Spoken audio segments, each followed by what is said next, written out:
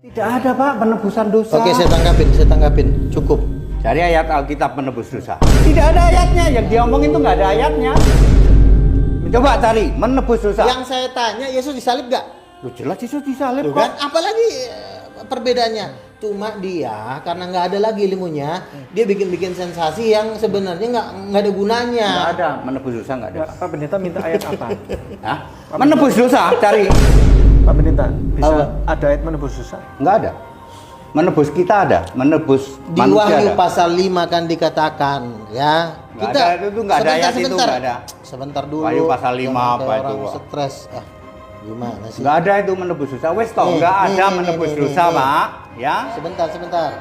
Anak domba yang disembelih itu, ya. Aduh. Nek menebus dosa, Pak, dosanya masuk surga. Orangnya nggak masuk surga. Yang Makanya dimaksud- semua Berarti Yesusnya pelin-pelan kalau gitu. Oh, kok pelin-pelan? Nah, sekarang Yesus bilang kalau tidak bertobat nggak masuk surga. Di lain di Roma 10:9, kalau kamu mengaku Yesus sebagai Tuhan dan Juru Selamat yang sudah dibangkitkan Allah, kamu selamat. Makanya Beda apa sama, Pak? makanya Bapak selamat dulu. Nah, makanya beda apa sama ini? Bapak selamat dulu baru belajar Alkitab itu masuk pengetahuan Saya kebenaran. tanya, Pak, maksudnya sama nggak Matius 18:3 sama Roma 10:9? Kalau Pak Dondi belum selamat, Hah? Pak Dondi tidak akan ngerti ayat-ayat itu, Pak. Wah, gini, Pak. Ayat-ayat itu membuat Bapak sendiri jadi bingung. Enggak, saya nggak Karena bingung. ya, Justru sekarang Bapak lagi bingung nih. Oh, iya. Saya tanya. Loh. Saya tanya, Pak, ya. Bagaimana Matius 9? Bagaimana Matius 9 ayat 2? Matius 9 kalau dia Apa? beriman Ya. diampuni. Sudah mati belum? Belum. Yesus sudah mati belum? Belum. Dia selamat nggak? Siapanya selamat? Yang tadi, yang orang yang lumpuh belum mati kan, Pak? Dia selamat nggak? Selamat kalau dia beriman. Berarti tanpa Yesus mati juga toh? Iya. Ya. Nah, terus berarti Yesus perlu disalib nggak? Yesus perlu dan tidak itu temuan Allah. Tolong tanya. Tolong Pak tunjukin saya ayatnya. Allah minta Yesus supaya mati di atas kayu salib buat nebus dosa Bapak. Allah mengutus. Ya. Yohanes 3:16. Oke. Mana salibnya mati? Baca Nah, Yohanes. saya udah hafal. Karena begitu besar kasih Allah atas Ya. dunia ini, sehingga dia mengaruniakan anak yang tunggal. Jelas dong. Disalibnya Jelas. mana? Disalibnya mana? Sudah enggak? Itu salib itu adalah simbol dari hukuman bangsa Romawi. Ada salibnya nggak? Sudah. Oh, enggak, jangan. Jangan itu. Jangan Pak, jangan gitu. Nah. Bapak jangan menafsirkan sendiri.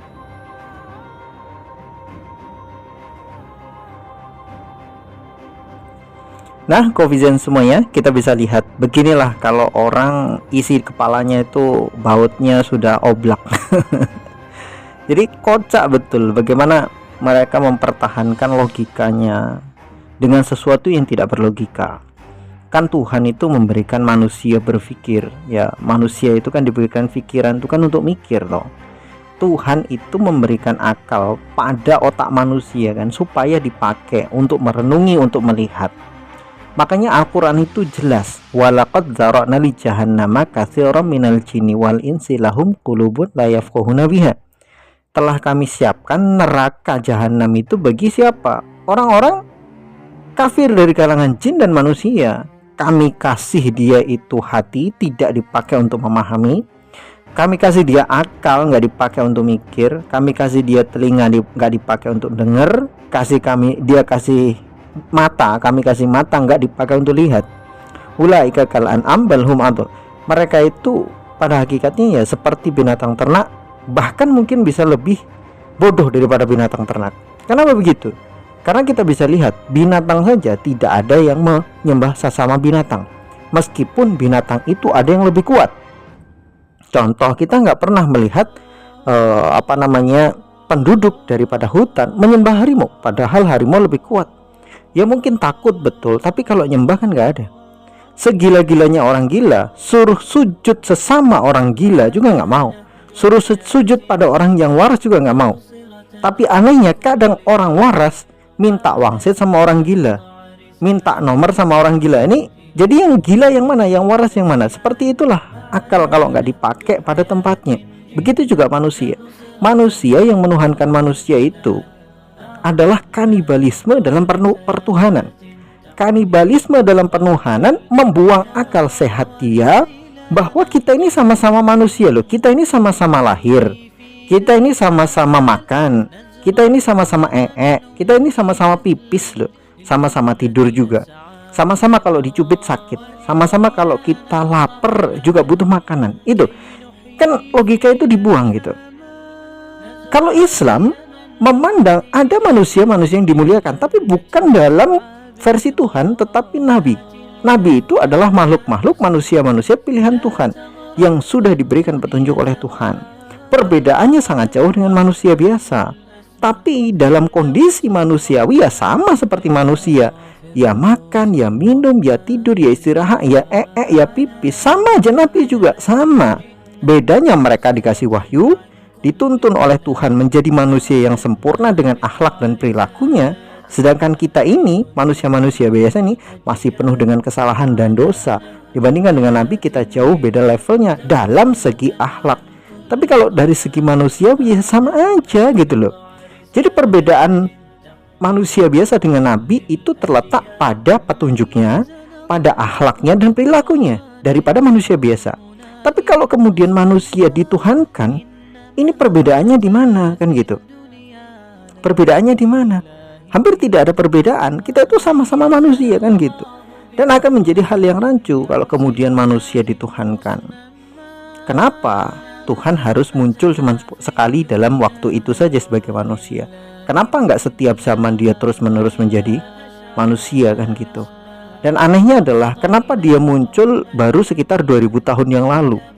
Kenapa nggak dari zamannya Nuh misalkan gitu kan? Selama dia belum muncul, katanya kan kemunculan Tuhan 2000 tahun yang lalu itu untuk menebus dosa manusia. Terus gimana keadaan manusia sebelum dia muncul? Nggak ditebus dosanya tuh dari zamannya Adam sampai zaman 2000 tahun yang lalu. Berarti kan tidak ditebus. Ini kan nggak adil. Kenapa yang ditebus baru 2000 tahun yang lalu sampai sekarang?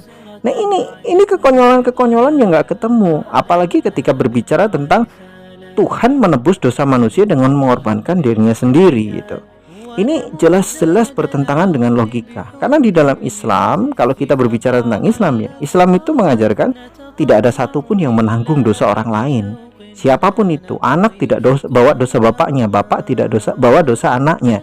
Begitu juga suami tidak bawa dosa istri, istri tidak bawa dosa suami, semuanya. Dan setiap orang yang lahir di dalam Islam, kullu mauludin yuladu alal fitrah. Setiap manusia, setiap insan itu terlahir dalam keadaan fitrah. Beda kan dengan konsep tetangga sebelah, lahir langsung bawa dosa. Kalau nggak dibaptis, kalau nggak dimandikan tadi itu, tidak mengaku Yesus, maka dia tidak akan selamat. Kasihan kan, bayi baru lahir dia udah nanggung dosa, kemudian mati masuk neraka karena dia bawa dosa kan. Belum beriman kepada Yesus, belum beriman kepada Trinitas dan sebagainya. Beda dengan Islam. Rasulullah itu jelas-jelas mengatakan rufi al-qalamu an salasin. Jadi pena dosa dan pahala itu dicabut, ditarik, ditahan dari 3 golongan. Salah satunya adalah anisobi hatta yakil, dari seorang bayi sampai dia bisa berakal. Jadi bayi sampai dia berakal itu tidak dihitung dosa maupun pahalanya. Dia seperti kertas kosong yang nggak ada isinya. Jadi kalau dia nanti mati ya nggak bawa nggak bawa dosa, nggak bawa pahala. Wallahu alam nanti dimasukkan kemana? Ke surga kah? Atau ke tempat yang lain kah? Yang jelas nggak di neraka, orang dia nggak punya dosa. Mau dimasukkan ke dalam surga pun ya dia juga nggak punya pahala gitu. Jadi konsep di dalam Islam itu lebih kompleks. Menghitungnya itu dengan pahala dan dosa. Tidak ada satupun manusia bisa menanggung dosa manusia yang lain. Tidak ada satupun orang yang bisa menanggung dosa orang lain, itu nggak ada di dalam Islam.